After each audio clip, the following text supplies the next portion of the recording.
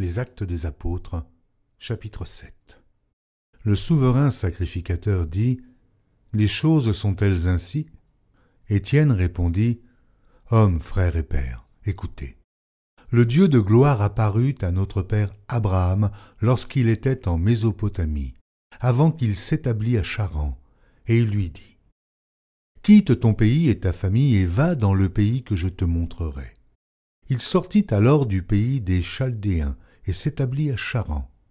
De là, après la mort de son père, Dieu le fit passer dans ce pays que vous habitez maintenant. Il ne lui donna aucune propriété en ce pays, pas même de quoi poser le pied. Mais il promit de lui en donner la possession et à sa postérité après lui, quoiqu'il n'eût point d'enfant. Dieu parla ainsi. Sa postérité séjournera dans un pays étranger, on la réduira en servitude, et on la maltraitera pendant 400 ans.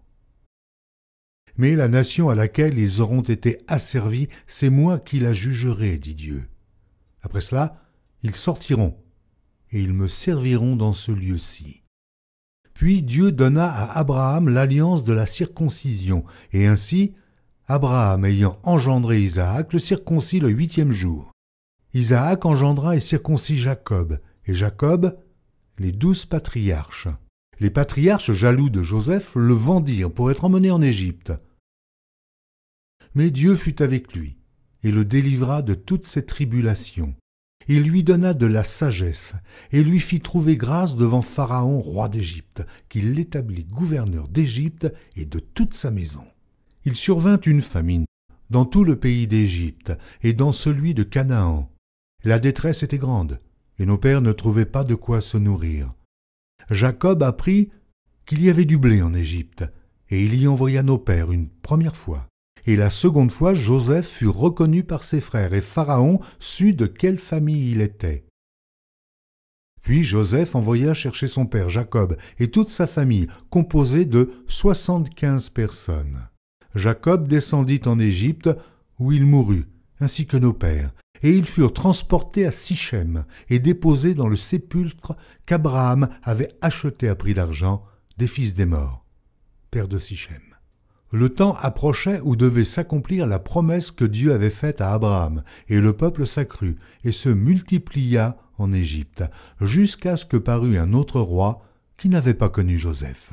Ce roi, usant d'artifices contre notre race, maltraita nos pères, au point de leur faire exposer leurs enfants pour qu'ils ne vécussent pas. À cette époque naquit Moïse, qui était beau aux yeux de Dieu.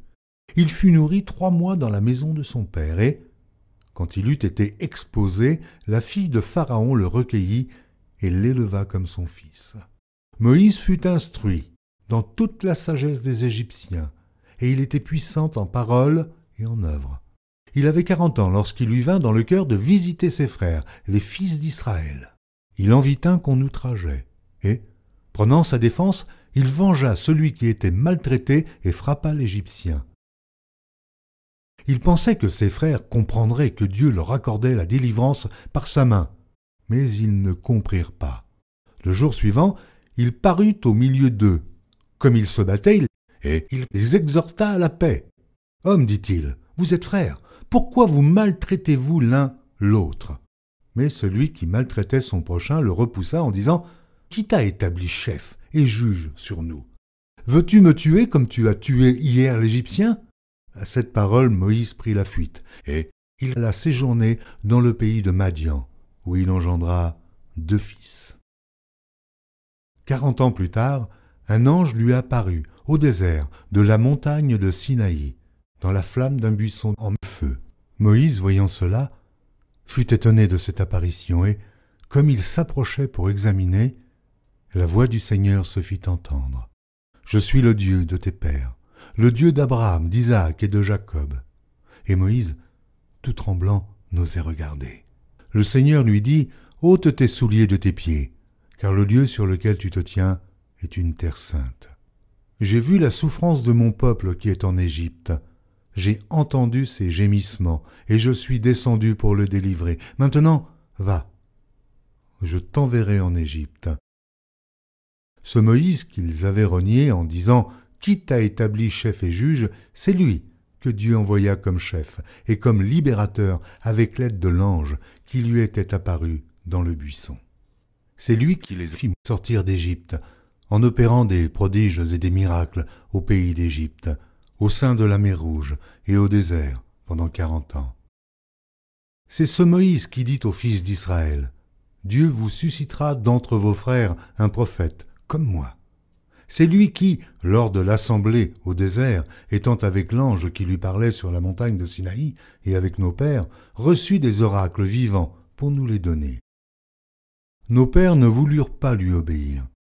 Ils le repoussèrent. Et ils tournèrent leur cœur vers l'Égypte en disant à Aaron, « Fais-nous des dieux qui marchent devant nous, car ce Moïse, qui nous a fait sortir du pays d'Égypte, nous ne savons ce qu'il est devenu. » Et en ces jours-là, ils firent un veau. Ils offrirent un sacrifice à l'idole et se réjouirent de l'œuvre de leurs mains. Alors Dieu se détourna et les livra au culte de l'armée du ciel, selon qu'il est écrit dans le livre des prophètes, « M'avez-vous offert des victimes et des sacrifices pendant 40 ans au désert, maison d'Israël? Vous avez porté la tente de Moloch et l'étoile du dieu Renfant, ces images que vous avez faites pour les adorer. Aussi, vous transporterai-je au-delà de Babylone. » Nos pères avaient au désert le tabernacle du témoignage, comme l'avait ordonné celui qui dit à Moïse de le faire d'après le modèle qu'il avait vu. Et nos pères l'ayant reçu, l'introduisirent sous la conduite de Josué, dans le pays qui était possédé par les nations que Dieu chassa devant eux, et il y resta jusqu'au jour de David. David trouva grâce devant Dieu et demanda d'élever une demeure pour le Dieu de Jacob. Et ce fut Salomon qui lui bâtit une maison. Mais le Très-Haut n'habite pas dans ce qui est fait de main d'homme, comme dit le prophète. Le ciel est mon trône, et la terre mon marchepied. Quelle maison me bâtirez-vous, dit le Seigneur, ou quel sera le lieu de mon repos? N'est-ce pas ma main qui a fait toutes ces choses? Homme au cou raide, incirconcis de cœur et d'oreille, vous vous opposez toujours au Saint-Esprit, ce que vos pères ont été, vous l'êtes aussi. Lequel des prophètes vos pères n'ont-ils pas persécuté? Ils ont tué ceux qui annonçaient d'avance la venue du juste, que vous avez livré maintenant, et dont vous avez été les meurtriers. Vous qui avez reçu la loi d'après le décommandement d'ange, et qui ne l'avez point gardée. En entendant ces paroles, ils étaient furieux dans leur cœur, et ils grinçaient des dents contre lui. Mais Étienne, rempli du Saint-Esprit, et fixant les regards vers le ciel, vit la gloire de Dieu, et Jésus, debout à la droite de Dieu. Et il dit, « Voici, je vois les cieux ouverts, et le Fils de l'homme debout à la droite de Dieu. » Ils poussèrent alors de grands cris, en se bouchant les oreilles, et ils se précipitèrent tous ensemble sur lui, le traînèrent hors de la ville, et le lapidèrent. Les témoins déposèrent leurs vêtements aux pieds d'un jeune homme, nommé Saul. Et ils lapidaient Étienne, qui priait et disait, « Seigneur Jésus, reçois mon esprit. » Puis, s'étant mis à genoux, il s'écria d'une voix forte, « Seigneur, ne leur impute pas ce péché. » Et, après ces paroles, il s'endormit.